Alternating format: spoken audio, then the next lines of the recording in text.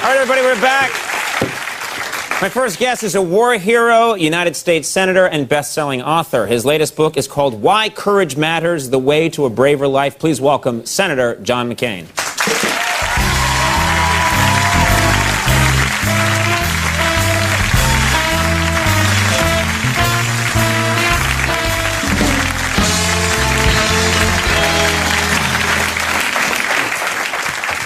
Glad to see you've got some Navy men here tonight. Those guys are here every ship, night. Back to ship, yeah. There's so much to talk to you about. There is, first of all, a lot of speculation lately. There's rumor, speculation, that you might be a vice presidential candidate with John Kerry, form kind of a bipartisan juggernaut.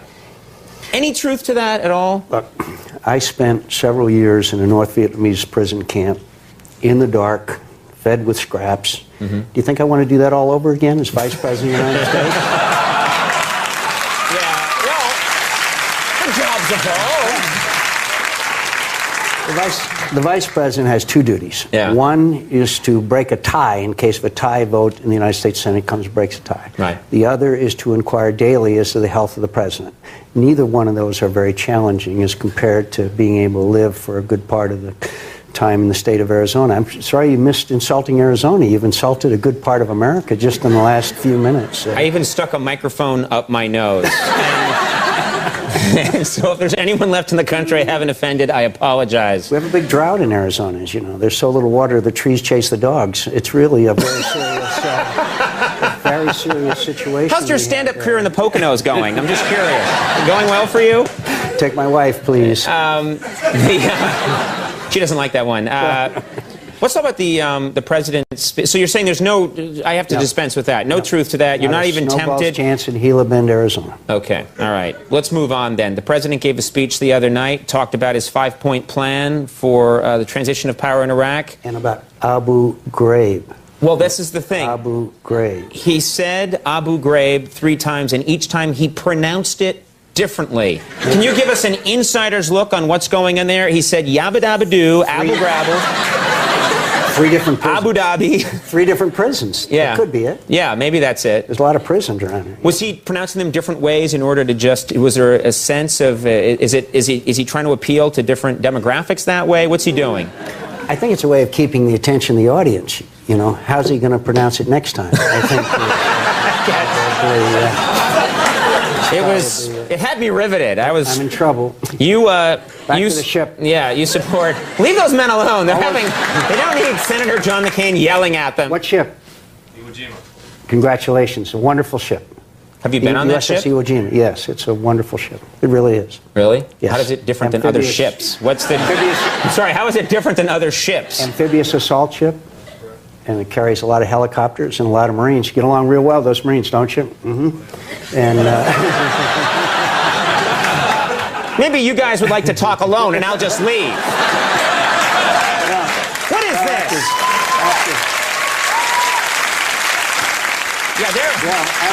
After television sets went off in Arkansas, yeah, right. Alabama, people would rather New Jersey, this is probably a better show. Late Night with Senator John McCain and 2 sailors is probably a better show than Late Night with Conan O'Brien.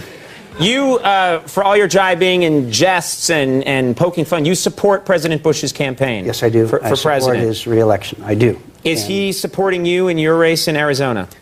I'm sure he is. Interesting. Is he going to come by? Is he going to campaign for you? I think he's going to campaign for both of us. It's a battleground state. Very nice. Anyone running against you in Arizona? I would think that would be a foolhardy mission, but is anyone running against you? I believe that there is an individual who has stated that he would like to do that, yes.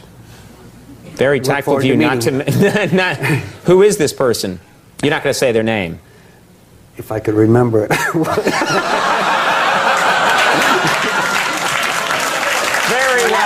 I apologize. Very well done. I apologize. I only read Very an well article. done. I only read an article in the paper. I promise the next time you'll have me on, I will give you his complete biography. I know he's a high school teacher, which is a very honorable profession. Okay. I think you've saved yourself on this one. I know he's a fine man. Or woman. I know he's a man. Let's talk about something. I think a lot of people in this country, and I'm one of them, believe that 9/11 and the aftermath of 9/11 is not really a partisan issue. That I feel that way. I think a lot of people do. But are you surprised that no one has lost their job in the days of 9/11? You know, that no one has been held accountable. No one's been told, all right, yes, this is a mistake that could have happened under any administration, but you, and you have to go. I think that after we hear the results of the 9/11 Commission, then probably they'll be reporting out, I think in July, that people should be held responsible. And maybe nobody is responsible. But I think they've done a pretty good job, this 9/11 Commission, and I look forward to their conclusions and recommendations. If you were in charge right now, would George Tenet still have his job? Do you think he should go? CIA director? I don't know him that well.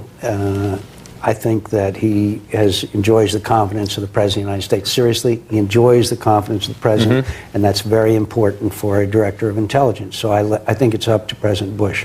Okay.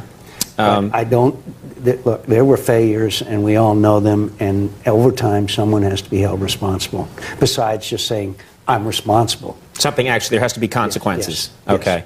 I want to make sure that we talk about your book. I love this book, Why Courage Matters, and I think I could recommend this book to anybody, even if they only read the first chapter, which you could probably do in a bookstore without even buying it. No, just kidding.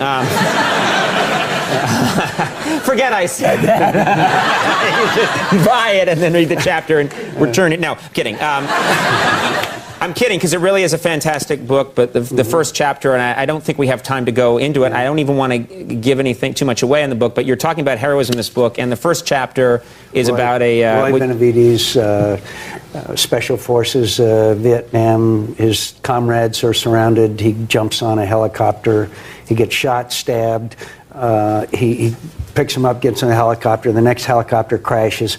It's an incredible story of incredible heroism. Ronald Reagan, when he gave him the Congressional Medal of Honor, said, if they made a movie out of this, no one would believe it. I mean, it's just Which is true. The exploits of this one man, you read about it. If you saw it in a Schwarzenegger film or a Stallone film, you would say that was way overdone, and yet, and that's just the tip of the iceberg. There's a lot of amazing stories in this book. People shouldn't be scared. Well, and that's a big point of your book, which you talk about in addressing 9/11. You believe we gotta, in your words, I think you say, suck it up, go out there and live your life, enjoy your life. And remember that fear isn't a failing. Fear it can be a cause of courage. When we overcome fear, we can be courageous. Yeah, we wrote it because 9/11, when people were afraid to fly on airplanes, afraid to go shopping, duct taping their homes. It gets a little warm in Arizona when you do that. And right. So it's all about that, and why you can have a braver life and a happier life. And you got to pass it on to your kids. Okay. Why Courage Matters, The Way to a Braver Life, is in stores right now. You know what? It's always a thrill when you're on the program. Honor to have you here. Thank you. Senator John McCain, George Lopez coming up. We'll take a break. We'll be right back. Stick around. Thanks.